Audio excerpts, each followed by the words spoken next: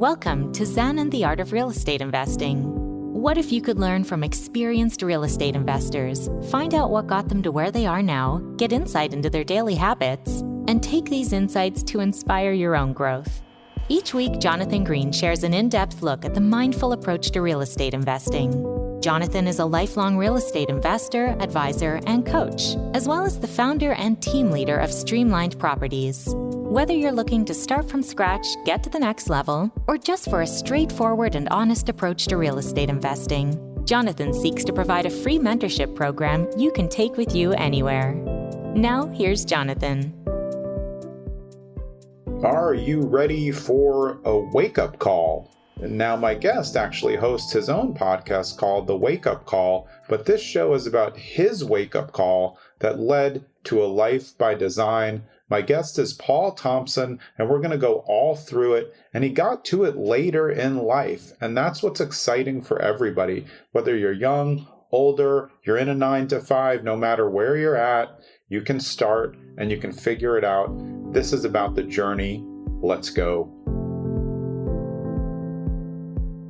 This is episode 160 of Zen and the Art of Real Estate Investing with my guest, Paul Thompson. Paul is a best-selling author, full-time real estate investor, coach, hard money lender, and the host of the Wake Up Call podcast and the founder of One Call Capital. Paul, welcome to the show. Thanks for having me. This is going to be a lot of fun.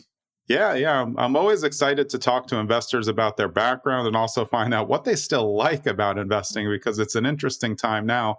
But let's get to where you started. When was the first time when you were younger that you remember being interested in real estate? That's a good question. I came to real estate much later in life, and I did not grow up being an entrepreneur-minded. I wanted to not be poor, so I went and got a regular degree, engineering degree, and got a paying job. And it wasn't until many years later that I actually pulled the trigger on buying property. But I did spend some time in my early mid-20s thinking about real estate. My wife and I kind of put together kind of our master plan of how we want to do things. And one of those was in doing investments and having some rental properties. But it took us a while to get there. Yeah. What do you think the crux was that got you from having it on the kind of bucket list of things to do to actually doing it at the time? Yeah, we settled in to life, got married, had kids, got fat, lived the American dream. The typical trajectory. Yeah, right. That's what we do. Right.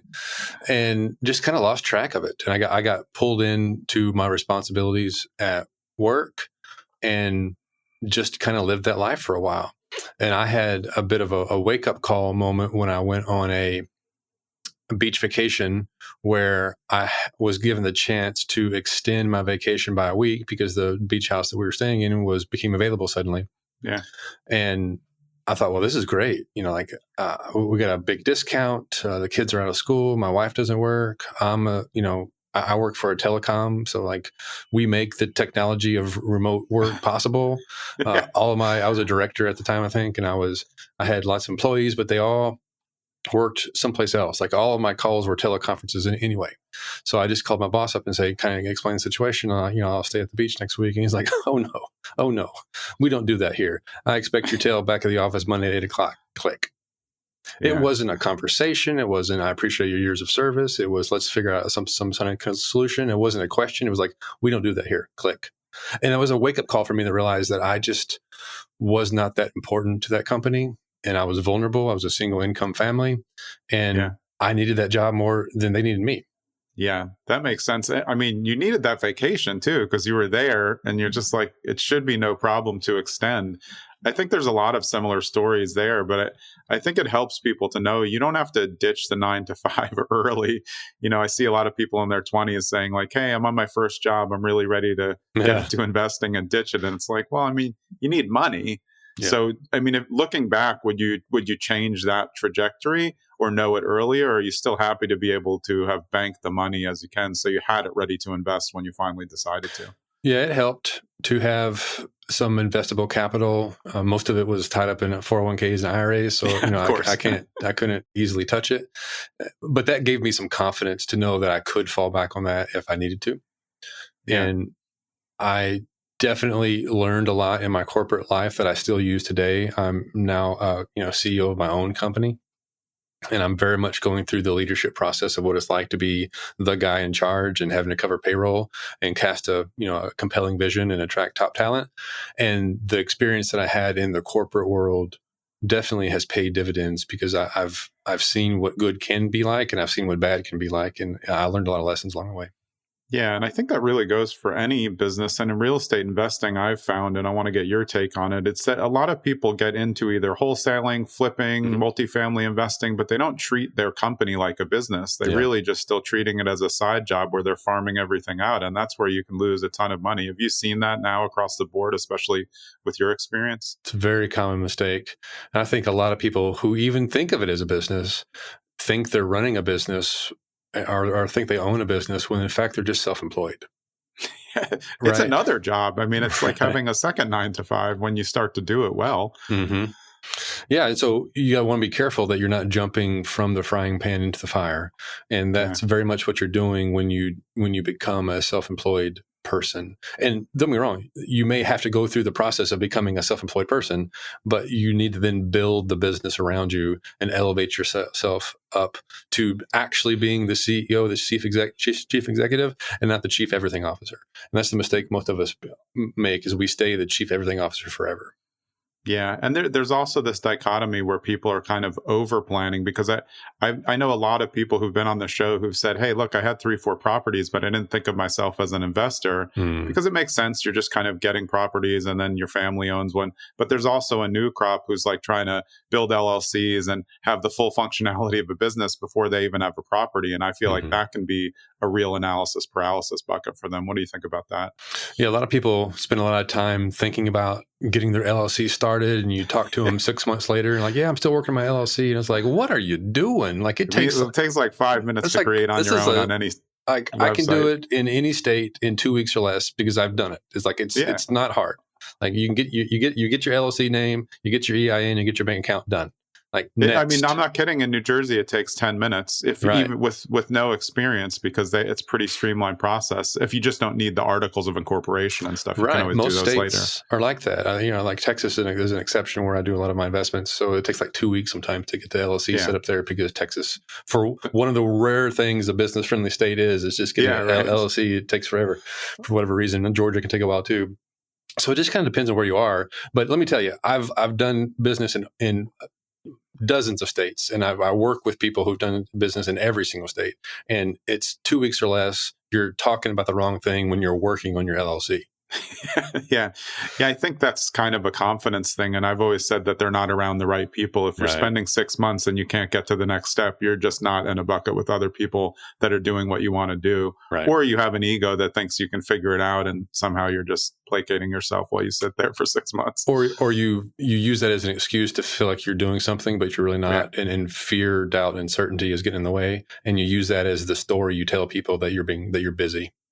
Yeah. And I know I had said to you in the pre-call, I wanted to talk about the guru-ness of this business, but the people that we're talking about who are stuck for 6 months, they're really the ideal target for the gurus out there who maybe don't have the experience, but pretty good at marketing. It's like, hey, we'll do it all for you. Pay us $50,000 and we'll teach you. We both know that's not the case, but what have you seen in that area in terms of, there's obviously good stuff out there, but there's also a lot of garbage in the investing field? Well, here's the very big picture here, is that if you want to figure something out in this business, you don't need somebody else to tell you. Like it's all out there. Like you can do the work, you can do the research, you can YouTube it, you can Google it. The answer to any generic question you have is available. Now, do you want to pay for speed and customized advice? Then there might be some good people to work with that will make up for your lack of knowledge and experience. Absolutely, makes sense.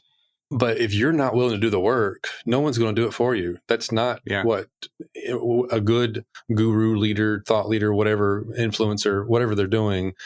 They may have some really good stuff, but if you're not willing to do the work, then it doesn't matter. We have a coaching service, and we consult with people, and that's the most common mistake, or commonest issue we come across, is they expect that they invest in some sort of mastermind or a course, and that's going to get them the deal. Like, well, that can fill the gap in knowledge you might have, but that doesn't make up for the work that you need to do to go find your own deal. Yeah, I completely agree. I always say it's user error. I mean, a lot of people get in, Yeah. just like you said, they're hoping that it's going to make it happen, and then they don't even build the relationships.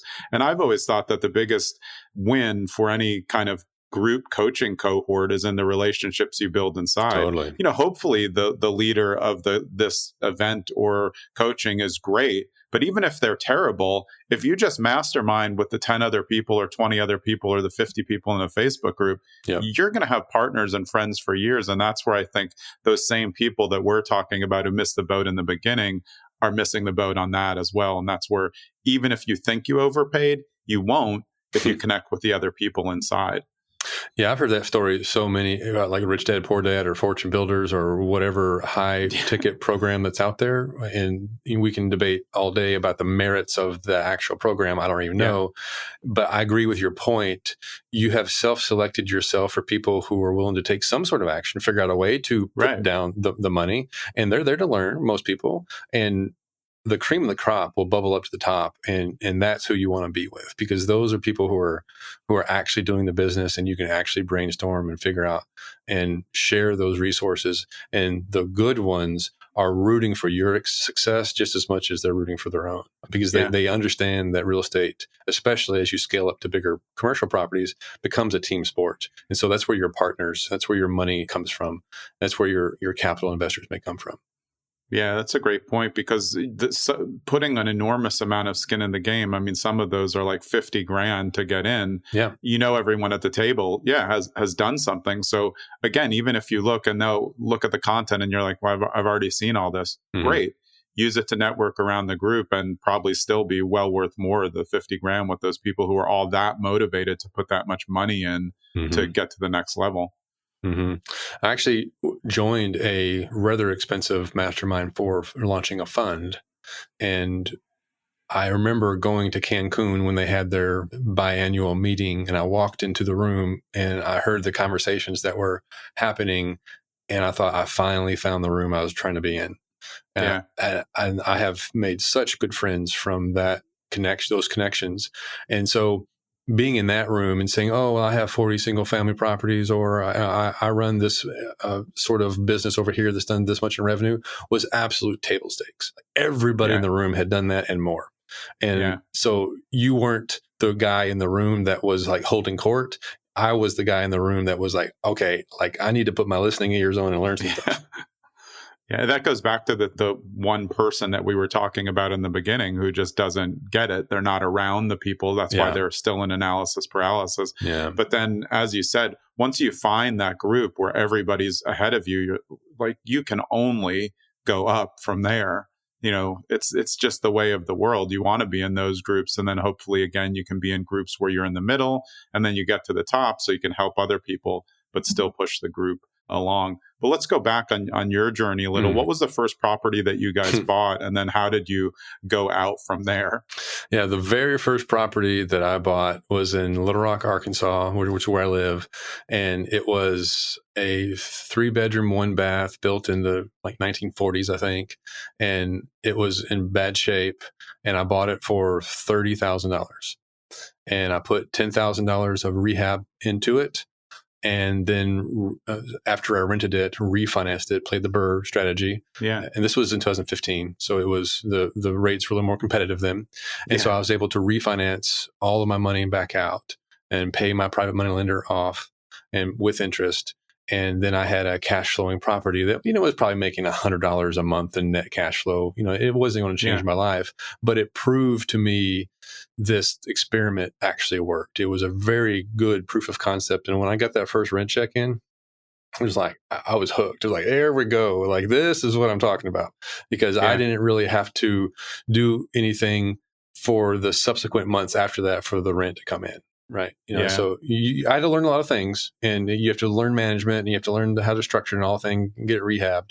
But it was something where I was doing a one for many transaction of value. It wasn't no longer a transaction where I was spending my hour and getting, so many dollars back in time and of revenue. Right. Yeah, that's a good point for new investors because it's not the one that's going to break the bank. It is limited cash flow, but it's the proof of concept, as you said, to say, okay, well, if I increase my buy-in and I do a better reno or I get a better deal, maybe this 100 is going to be 500 next time. Right. And then what if I do that and then I do 700 next time? Is that what you started to see off of that? And then try to figure out how you can get into the next one?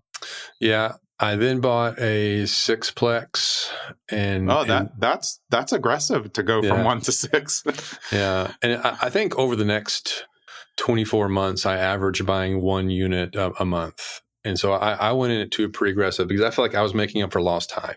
I was at the time 37 years old, I think, and I had worked in the corporate job, and I had some money put aside, but like we said, it was not really something I could tap into. That wasn't going to create cash flow for my family now, and I wanted to create an escape mechanism to not have to work in that job anymore that didn't appreciate me. Yeah.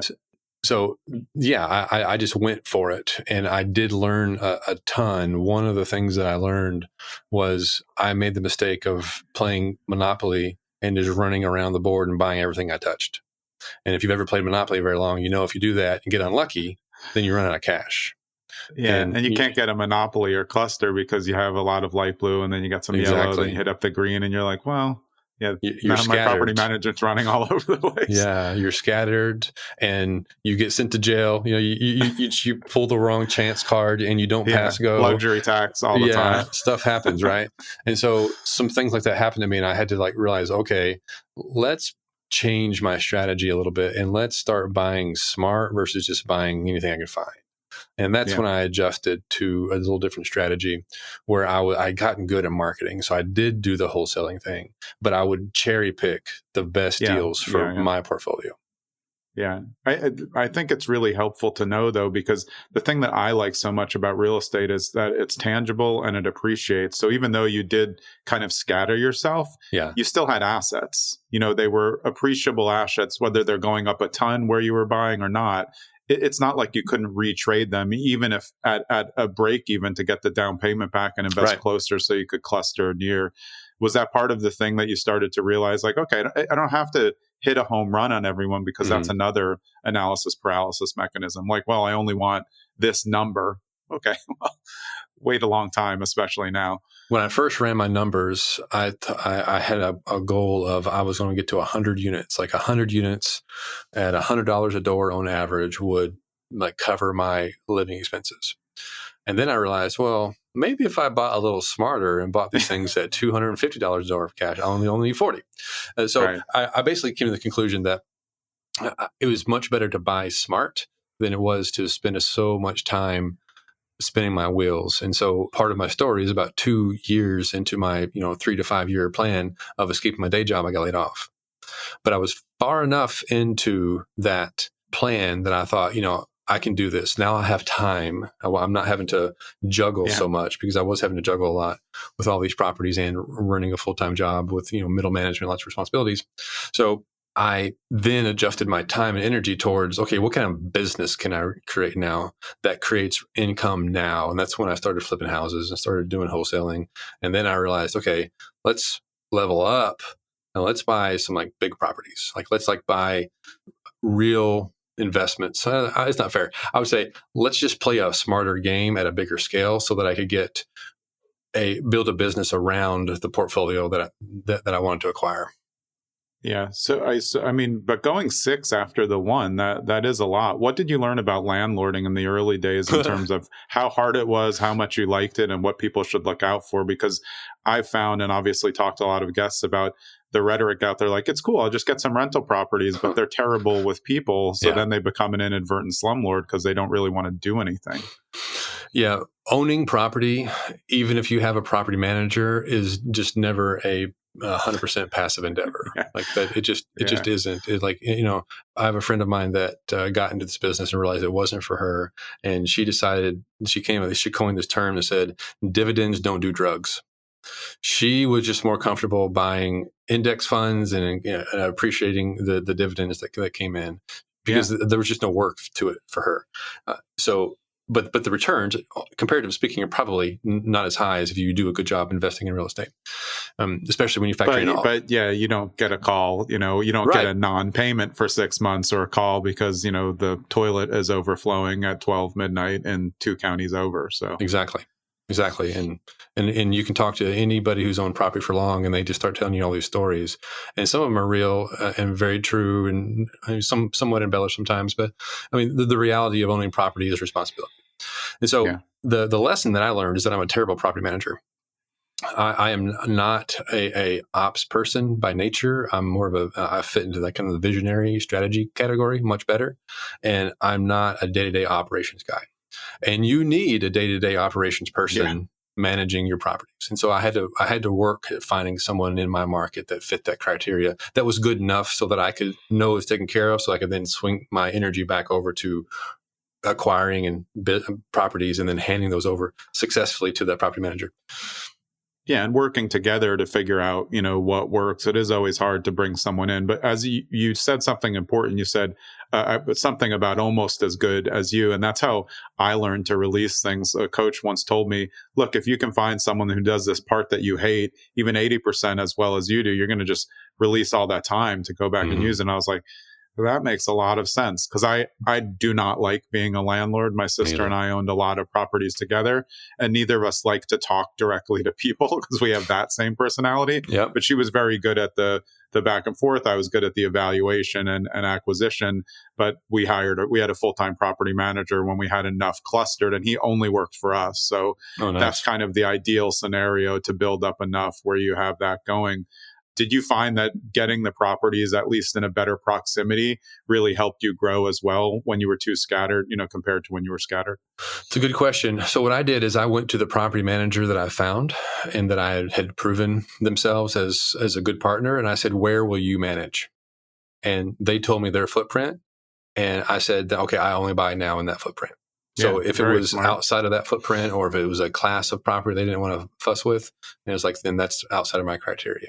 Now, I still cast a broad net, and I had deals coming at me because I was marketing. I was spending a lot of money on marketing. Yeah. And so I would, find my criteria, specifically footprint, cash flow, potential appreciation, the right kind of neighborhoods that I wanted to be in. And I bought those. And that still kept me plenty busy. So I wasn't like I was like not having deals come at me anymore. Yeah. And I want to get your take on this, because I've always said that the best wholesalers are usually acquisition specialists who are really good marketers, who cherry pick, as you said before, and then they just have overage. Because the people who go into wholesaling try to make 10 grand on, on a spread for a $50,000 property. They're not in it for the same reasons. No. So once you're good at marketing and you're good at getting into the door and evaluating the deals, then you just have too many. That's kind of I think the best way to become a wholesaler, because you have the properties. So people are coming to you. You also know repair value. So your numbers are going to be better than your standard baby wholesaler out there just making things up. I agree. And you build a lot of business acumen in the process, because you learn how to market. You kind of learn about the value chain of, money in for marketing, money out for exit strategies. And I also learned a ton about how to negotiate. Like I just got really good at the other things besides real estate that required running a business. But one of the caveats of a flipping business or a wholesaling business, or however you want to strike it, is that it is not a business that you're building equity in that you can sell. Like once you stop spending the marketing dollars, then like the gravy train stops. And so what I wanted to do was build a business and build a portfolio / business that has equity that I could then sell to a private equity firm or something if I wanted to. Not sure if I ever will, but that is a requirement now for me to get involved in a business. Yeah, I mean, that gives you a higher scale to what it's worth as well. Because I think everybody these days I live my whole life on spreadsheets, but I don't run deals and numbers through spreadsheets as most new investors do, because I think it can really get you caught up in being that visionary, which I share with you. I'm definitely the visionary. I'm good at implementation, but I don't like anybody else talking. So you can't implement on your own. Right. So I think that is important to look at, say, hey, what's the scale of this? And as you were growing these different businesses and figuring out what was going to be the best, what options did you come up with for you in terms of the companies that you're running now and which you think has the biggest just value to you life-wise and monetarily? So I'm always in the business of buying property. So ultimately, that's my North Star, is I want to own something that I have equity in. Like, that's the fundamental lesson that I would take from this, if you're listening to this, is you must figure out a way in your life to buy, build, or create equity.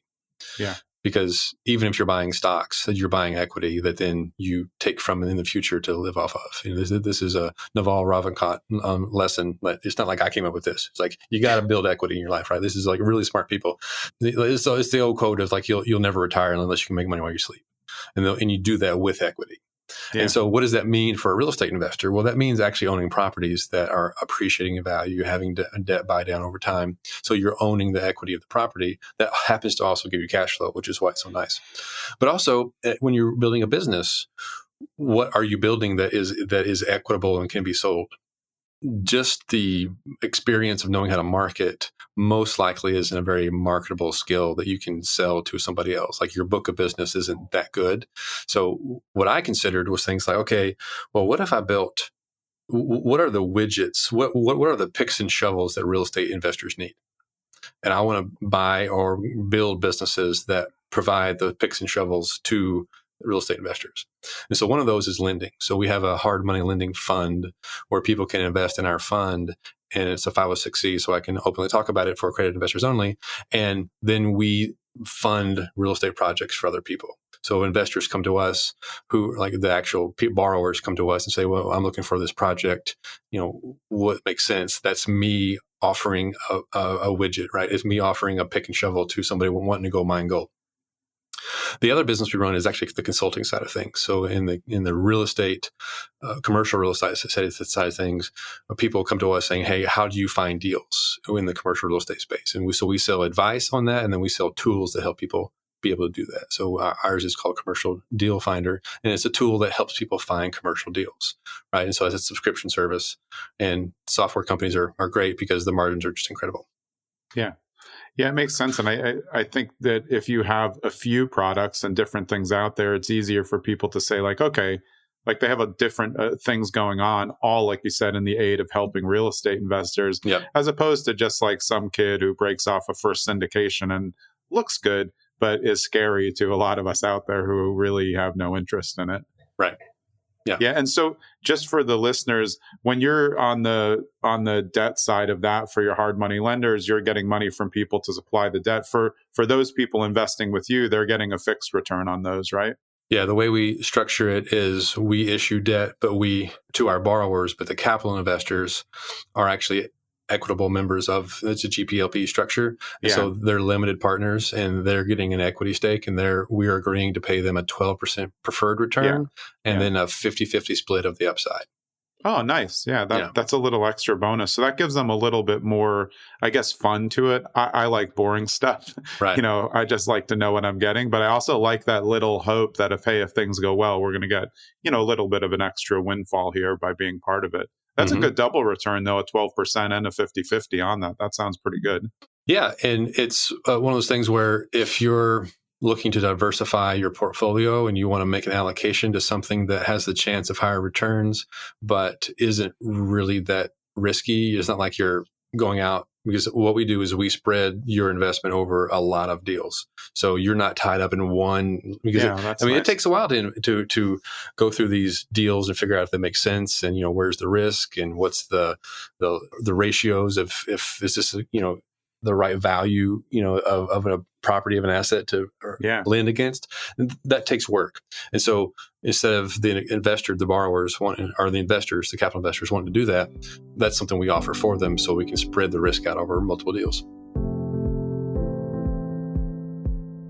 Hey, it's Jonathan. On this brief interlude, I want to give you an update because our new website has launched. ZenandTheArtOfRealEstateInvesting.com is live, and you can go there and check it out. I really want you to go check it out because we're going to still be upgrading more, but it's going pretty well so far. This is a very guest-focused podcast website. Each guest has their own profile with their own links to our 10-minute clips on YouTube, and also links to the episode. You can search for guests using the alphabet, or you can search in the search bar. Soon we're going to have tags up as well so that you can search in certain categories: short-term rentals, mid-term rentals, syndicators, multifamily, and then you'll be able to link to the episodes on that. I have really put a lot of time into working with my team to get this website to be extremely visitor-friendly and very guest-friendly. I hope you enjoy it. At Zen and theartofrealestateinvesting.com, let's get back to the show.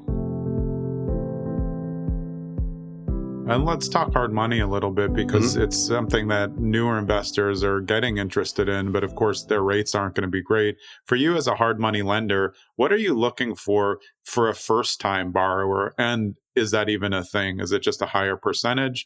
Because to be good at lending hard money, you have to lend carefully. You're not just going to lend it to everyone, even at 20%, because nobody really wants to go through the foreclosure process. So as the lender end of that, what are you looking for in a borrower? I think that could really help people. Experience is a big part of it.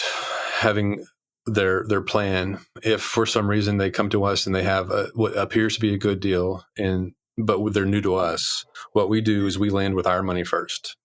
And so we don't risk capital as investors on our first-time lender, our first-time borrower. But once that borrower has proved themselves, at least once or twice, and they come back with a third deal, then we'll lend from inside of our capital fund. So we're very careful with the capital fund, because it's just like the capital fund cannot lose money. Like, there's always risk. I'm not saying there's not risk, but our goals internally is that it cannot lose money, right? So we're very careful about managing the risk, and one of those things is new borrowers. Yeah, that's smart, though. You're taking on the risk. And of course, as a lender in this end, for the listeners, you're judging the property really, and how well they did their due diligence. I mean, if the numbers for the real estate are good, if unfortunately you do have to take it back because they fail to pay or something goes wrong, at least you have a qualified asset that you've done the vetting on, right? Yeah, and we're kind of strict. Like, we only lend up to 50% loan to value, and we only take a first position liens against properties. Like, we're just not into it. But we're also not doing traditional single family loans. We're doing like commercial grade loans. Yeah. Yeah. Okay. Yeah. That definitely makes a difference. But across your years of experience now, what's your personal favorite asset? Just to buy.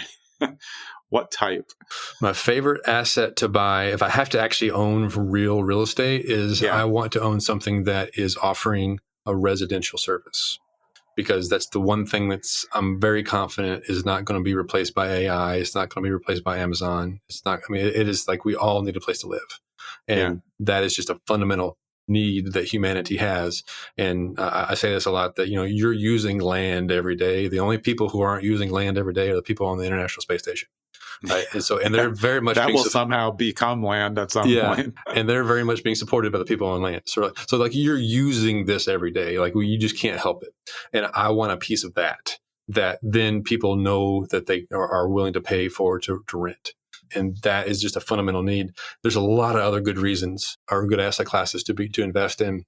And I'm actually not especially dogmatic or religious about what is the best asset class, because there's somebody making money in every asset class all the time. For sure. Right. So I find the mistake people making is that they don't pick one asset and one market and get good at it and build their wealth. And then once they've built their wealth, then they can diversify and spread out. But if you're looking to grow as a young investor or a new investor, and you don't have a lot to work with yet, like, you want to concentrate, because you want to get really good at what you're doing, so that you can get the most out of it you can. And then once you scale that up to a certain level, then you can cast your gaze to other places and diversify.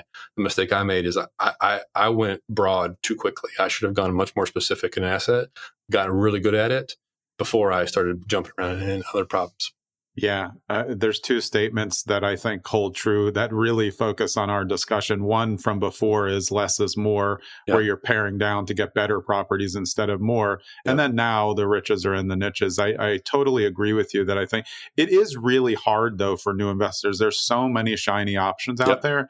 And even if you take a podcast like this or Bigger Pockets, we're interviewing all different types. So I always say, just look in the title and see if you can figure out, what they're going to talk about, and listen to all those in a row. And the one thing that I think is really important, even if you choose to spend 6 months on researching multifamily, and then you decide, you know what, this isn't for me. I don't want to Right. be a multi-landlord. You didn't lose that time. You like probably know a ton that you can now apply in different ways to self-storage or industrial. So Agreed. it's never lost, but not focusing, I think, from what you're saying, and I agree, is really one of the banes of analysis paralysis. It's just, okay, well, I'll try to learn everything. If a new investor tells me they're reading an apartments book, I'm like, I feel like you're a little too early for that. You don't even know what the numbers are going to mean in there. So you're maybe reading all the pages, but you're not going to get advancement from that. I think there is some merit to learning about a given asset class and then running really quick experiments to see if it makes sense for your kind of personality and kind of your approach to life. And that's probably the big lesson that I learned, is that I really needed to figure out what my strengths were and then figure out what I could actually pull off. I've experimented with a whole bunch of asset classes and strategies that I see examples of people who are doing really well, but they have a characteristic or personality about them that is just completely different than me that I would just never be able to pull off. A good example of this that you hear people talk about is renting to really low income properties that are really banged up and then turning and selling them in owner financing. Great strategy. Oh, yeah. You can make lots of money doing it. It's brilliant. But you have to be a very special person to filter through all those applicants and then it's so not for do me. collections, right? It's an ops business, right? Much more so than some of the other things I'm doing. And I've done there, and I've been burned because I'm just not the bad guy. I just couldn't be the person who was just following up with all these people who were living so close to their money and having to kick them out of the house that I sold to them. I just didn't find that. But what I did find was I liked the model. I just wanted a different borrower. And that borrower was other investors, which is why I like hard money lending.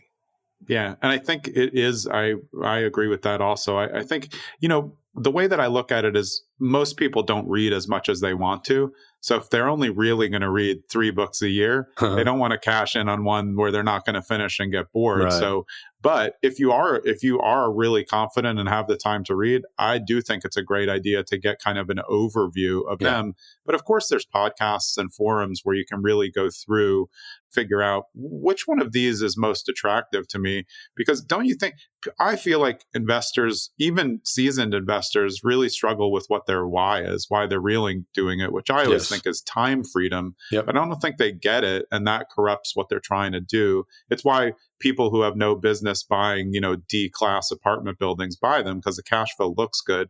And then they realize, ooh, here comes the maintenance. And similar to what you were saying about on the leasebacks or the leaseback, owner finance, it's for a very specific investor to do D+. You can crush it and do great. But I know it's also not for me as well. I learned that the hard way. Oh my gosh. I got burned so many times by the chaos of people who can't qualify for a loan. And then they buy a property owner financing. And then, 6 months later, they can't make their payment. I mean, I can just tell you stories like that for days and I would just bore you. And so some people are good at that. Some people are just like, they live for that. And there's tons of money in doing that. Yeah. That just was not my strength. Yeah, you have to know, and you do have to, kiss some frogs out there to see which ones work and which ones don't. And if you're doing it and also diversifying with other things, then you won't be stuck. And again, you were saying before, you're really trying to build a portfolio. If you build a portfolio and it's performing, and then you decide, hey, I don't really like this, you can just sell the whole portfolio. Yeah. I mean, that's building assets in any class, is getting assets that, of course, can be repurposed, and real estate's always appreciating. And I think that's really important. You can buy something and just let it sit there. That's how land flippers crush it, or just people who own land, sell it 10 years later and double their money. It's just if you're willing to wait. Do you find that the newer investors are just a little bit short-term thinking? That's what I've seen. Oh, I think everybody has the world challenge that the world is fails. I find myself struggling with that constantly, and so I very much follow the EOS framework, and I cast this big, hairy, audacious goal with this 10-year vision, and I review it every quarter, and I recalibrate my 3-year, 1-year, and quarterly goals every single quarter, and doing so just helps me figure out the big why, what I'm really trying to accomplish, what the future looks like. And I just kind of resonate in that for a while, become very zen in that reality for a while, that's already happened. And I just think about it, like I just feel it, right? And then I'm like, okay, now let's go make that happen. And I find it much easier to decide the next best step, the next domino to put in a line to build the momentum, because I've cast a very clear vision, and my employees get kind of tired of me talking about our core values and our vision and what we're doing. Every month we meet, and I do the all hands, and I say, and I put together a presentation. I say, this is what we're doing. I'm always being reminded. I'm always reminding them of kind of why we're doing this. And when they start groaning, I've just started doing it enough. Yeah. Yeah, but it's important, though, to keep revisiting those goals and the why, because things are changing. The world changes all the time. We're about to hit an election cycle. That's going to throw things in real estate up. Mm-hmm. So we always have to be willing to pivot. And if you're only looking every 5 years at what you're doing, you're going to be working on a goal that's pretty much outdated, 4 years ago. Especially with the growth of technology, what you think are the right tools and the right strategies now just may not make sense in 5 years. I mean, I would not be surprised. This is a crazy call, but it's the year 2024. This is being recorded. By the year 2030, we may have as many robots as we have humans. I mean, like, how crazy of an idea is that? If you count driving self-driving cars and these, what they're doing with, and with Tesla, these Tesla bots, like, we are going to have Rosie walking around our house, taking care of our errands inside of our own house within 5 to 6 years. I mean, it's very plausible. It's just hard to keep your head around what the labor force looks like when that's reality. Yeah. And I mean, that's safely planning for the future, but investing in dirt. Underneath all of our real estate is dirt. So that's not something that, AI or a robot is going to take from us. So I think that's also important. I've always been a diversified investor. I like stocks. I like leaving some amount in index funds because it is easy, but it makes me feel more comfortable to have different sets of investments just in case.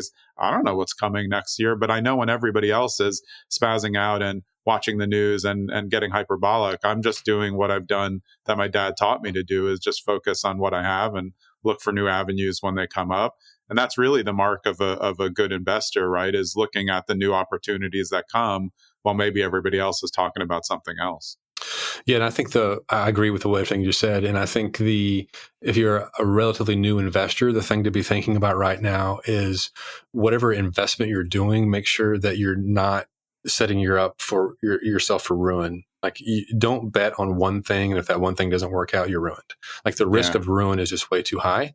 There are plenty of investments that you can make, iterative investments that make sense without having to basically, bet the entire farm. Like, you don't want to bet the farm, right? That's the thing you want to avoid.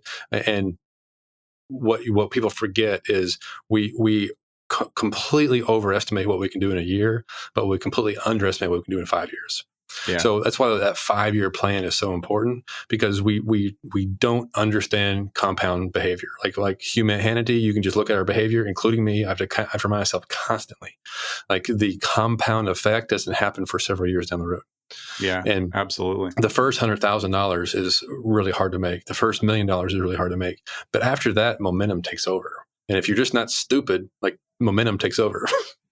Yeah. And I mean, if you take the compound effect of money and apply it to what you're learning about real estate, it's pretty simple. I've always said, for people who are looking, they always say, oh, I want a mentor, I need to learn. I'm like, just go to a local real estate meetup as many times as they hold it for 6 months. You'll never have to ask for a mentor. You won't have to buy a class, because you're going to meet all people who are doing the same thing. Again, like we were talking about before, with that similar buy-in, because it doesn't always have to be money. Sometimes it's just showing up. Mm-hmm. And if you show up 2 times a month for 6 months, that's 12 real estate investor meetups. You're bought in. And the 3 other people who attended all the meetings are also bought in. Yep. And there's the crew that lifts you up from where we started, where it's like you're talking to your friends, they don't like real estate, but now you have these 3 new people and all they talk about is real estate.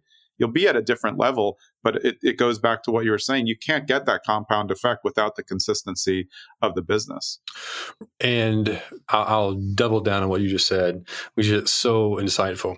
So those 3 or 4 people that you meet at that meetup that you consistently go to, the people who show up and they're actually doing deals and not just there just feeling like they're smart, they're actually doing the business. Like that's your new mastermind. That's your free local mastermind. And it may take you coordinating having that breakfast once a week or having lunch once a week or whatever, right? And so we did that here in our town, and we have 12 people and we meet regularly. And I'm actually probably the least consistent of the group. But when we first started it, I was like the founder, me and another investor. We kind of founded it, and we collected the top 10 or 12 people in our market that we liked, that were actually doing the business, and had this like open curiosity. And anytime I have a question about something that's going on locally in our jurisdiction, which sometimes can be unique, wherever you live, there's local stuff going on, they know. They're there on the boards and they're paying attention. And that is so helpful when you are growing to the business. And what's really cool is we hold each other accountable. Like we've set goals, or actually I'm the one that doesn't do this because I've kind of splintered off. But these guys, they meet every week, and they have been for like 5 years, and they're doing fantastic. And that's available to you if you want to do that in your own market right now. If you just go and do what you said. You just have to get out the door the first time and realize that basically every investor meetup, almost everybody is nice, unless it's just like a spammy one with all hard money lenders, not you, of course, but you know which kind I'm talking about. Yeah. The kinds who show up at the meetings just to try to, push the business. But if you can just get to the first one, you'll realize like, hey, I always make this joke because this was my dad. People would, my dad owned a bunch of real estate. He taught me everything that he knew. And he would get out of the car, in shorts and a tank top. And they're like, oh, who's the guy? Is that your yard guy? I'm like, that's my dad. Mm-hmm. And they're like, yeah, but he owns like 30 properties. I'm like, I know. And when you go to a real estate investor meetup, when you're scared and think everyone's going to be like pulling up in a Lambo and a suit, then you go and you're like, hey, is that the busboy? Like, oh, that guy in Tivas? No, he has like 12 multifamilies. That's the truth of real estate investing. Have you seen that over your life as well? I totally agree. And anybody who does show up in a Lambo, that's the last person you want to talk to at a real estate it's leased, by the way. The real estate investment groups are salt of the earth type folks. It is not the high profile. Well, frankly, if you're a Grant Cardone level person, you're not going to the local real estate groups. There's just no reason. You think you're too good for it. Yeah. Well, you don't need it. I mean, like you've already solved the problems. Yeah, right. If you have your own plane, you probably don't need to swing by the 7 meetup, there. No. But I bet you did back in the day, and I bet when he started, he did. Sure, yeah. Those real estate investment groups are a really way to get started. You just got to realize that most of them are a business and they're there to sell you something, and you can decide if you want to invest in their program or whatever is being available. Just know that most of them are a business and they're trying to make money, and the good ones are trying to provide a good service along the way, and you can definitely gain value from it by just going. Some of them do require memberships. And I would say when you're first getting started, that's a very good place to start. It may not be the place you're going to be in 3 to 5 years when you've established yourself. Like I don't go to the local real estate group because it's a bunch of people selling a course that I've already taken. It's not helpful to me. So you'll find the next room to be in when you're ready. But when you're first getting started, that's probably a good room to get into. Yeah, we've been running same name as the podcast for 2 years in person and then 4 years virtually. No pitches. No pitches are allowed. Nothing of any kind. I've never sold a single thing. Yep. It just has the same name as the podcast. If they listen, great. But I agree. I think there's a lot that you can go to and then weigh. I was reading in a forum post the other day, somebody said, hey, I'm going to go to this weekend event. It's 130. Is it worth it? And I said, but of course it's worth it. I mean, it may not be the greatest program. And I said exactly what you said. I said, just know there's going to be a couple tables at the back. And the whole reason why they're doing this is a timeshare principle. You're coming to eat some food and spend a very little amount so they can sell you on the big amount. If you know that going in, great. Soak up all the knowledge, meet all the people that you can. As we were saying, you'll build your own mastermind. And then maybe you do decide to pay for it. Maybe you don't.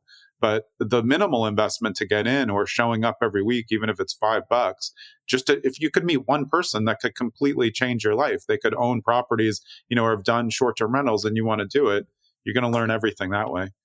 Let's take this to the next level. Like I'm going to drop something. Yeah. Like we're saying really similar things. We have some simpatico here. And so I'll give you a little tip. And I tell this to every time I do a coaching call with our own clients. I tell people this, and only about like 5 or 10% of them even come close to doing it. But it is like this is about to be a masterclass in like how to make this work. Yeah, perfect. So you go to these events, free or not, don't care. Go to the events, meet as many people as you feel comfortable with. I'm an introvert. Sounds like you are too. Me too. I don't own the room. I just need 3 or 4 people to talk to, and I'm done. That's all I can handle. And I enjoy it. But afterwards, I'm exhausted. I'm an introvert. So I get to talk. I know people, and I ask them, "Hey, Jonathan, where do you live in New Jersey?" I was like, "Tell me, in New Jersey, there's this name of this kind of ham. There's 2 names for it. Do you know what I'm talking about? Which one do you call it?" I would say Taylor ham. Taylor ham. See, I never. Yeah. So my assistant is from New Jersey, and she coached me on this. And so Taylor ham. So you're a Taylor ham person. Okay, great. And so you've been running this thing for 4 years. That's amazing. And so I would just ask you some genuine questions about yourself. And then while you're doing that, I'm taking mental notes or I'm taking like physical notes. Afterwards, I add your contact information to my phone, and I tell my future self everything that I remembered. Yeah. It's like, He had a beard. He was real sophisticated. He's that guy that has the good looking hair. I hope when I'm his age, I have the exact same look. I am just like honest about everything that I think of, because that's how I think, right? So, and he's the host of the Zen and the Art of Real Estate Investing podcast. They've owned it for 4 years. He's in New Jersey. Super curious about kind of investments you're in. And I'm just taking everything down. 2 weeks from now, I'm going to text you and say, "Hey, Jonathan, I really enjoyed the conversation that we had. I'm really impressed with what you're doing. Is there anything I could do to help you in your life?" And I would mention something we talked about, like a follow up on your life. And so this is a Rockefeller method. He did this for everybody he met. And he had this he had compendiums of documents of dossiers on people he met. And he had a routine where he would spend 15, 20 minutes every day going through and figuring out who he was going to contact. And he just had this rolling, I guess Rolodex, you might call it, of people that he kept track of. And when he contacted them, he would bring up, "Hey, how's your podcast going? How's whatever I asked you about, like is your kids going to Vanderbilt or whatever we talked about. Something specific about you. I'm really curious about how Jonathan's doing." Yeah. Well, when I contact you 3 years from now and say, "I'm doing this investment, I have a fund," would that be something you would be interested in hearing more about? Hey, I've been following up with you for 3 years. Would you at least have a conversation with me?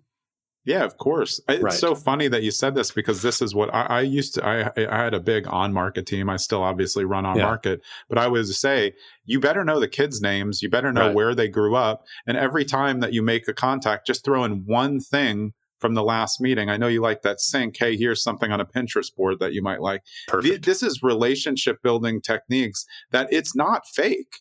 It's the best way. And you can't be expected to remember everything. So if you don't take the notes, you're going to forget. And that's why I think when you're doing networking and you cross-reference that with LinkedIn, which of course is the best business site, then you can see like, oh, wait, they went to Vanderbilt. Like my kid's going to Vanderbilt. Like now I have something for the next time. That's great. And then maybe there's a crossover.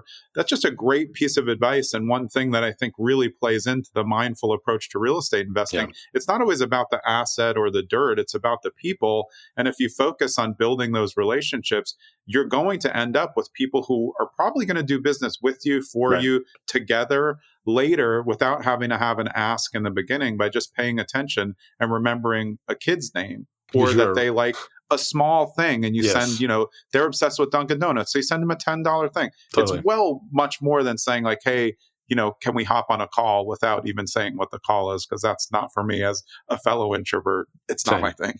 Same. And so this approach is available to all of you right now. You have a phone that has contacts. You have an email list that has contacts. Go through that list. We refer to as the Dream 100. And these are probably all the money that you're going to need for your projects in the future are already in your contacts. You just don't know it yet.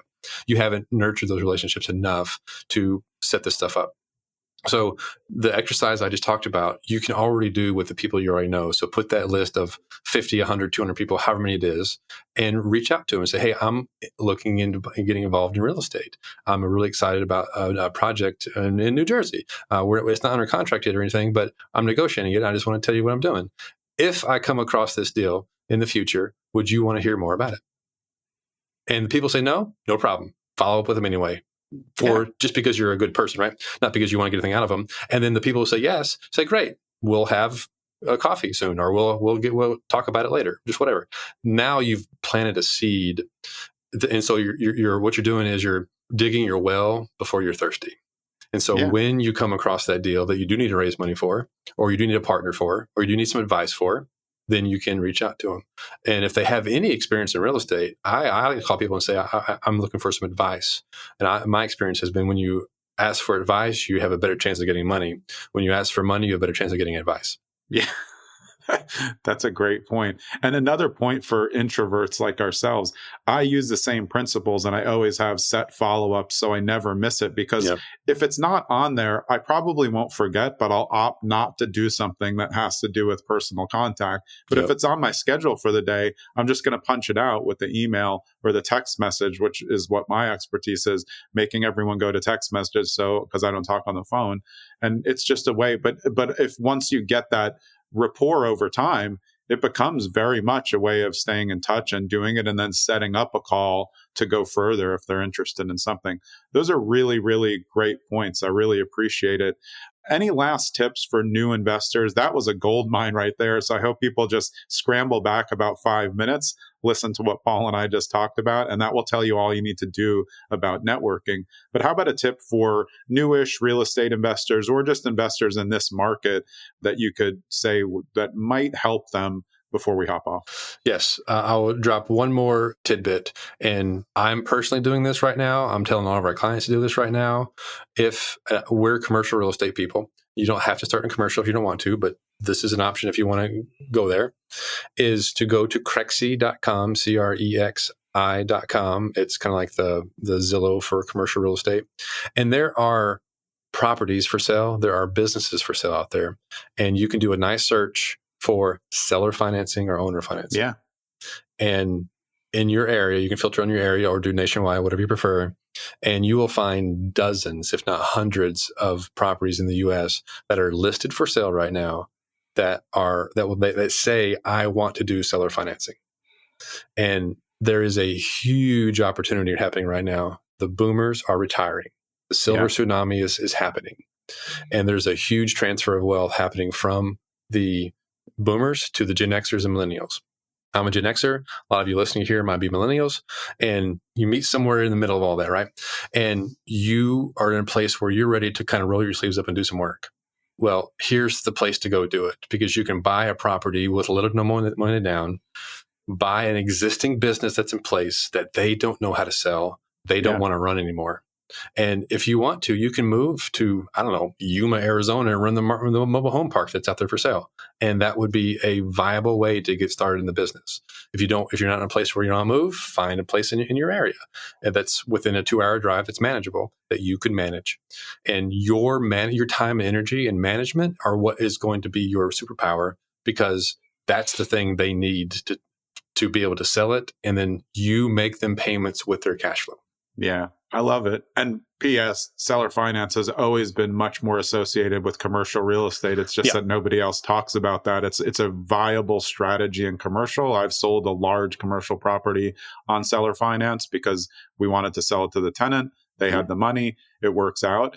As much as people talk about in residential, it's open in commercial, and especially right now. Many people have to, because it's just not going to, work the numbers any other way. Awesome, Paul. Where is the best place for people to get in touch with you? Best place to find me is Paul David Thompson on Instagram or YouTube. That's probably the two best places, or probably anywhere on socials. Paul David Thompson. I have a cursive common name, so I use all three of them. Yeah, we talked about that before.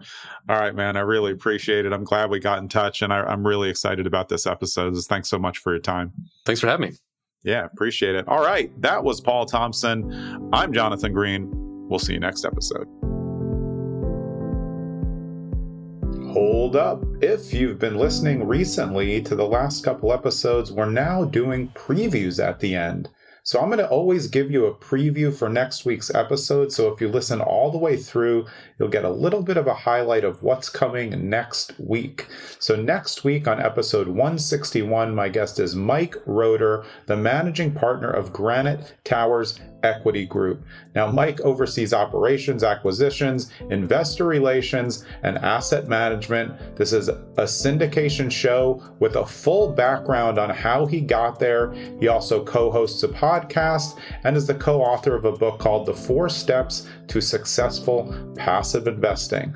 So if you're interested in passive investing or syndications or the journey, which hopefully is why you're here, can't wait for you to hear next week's episode. We'll see you then.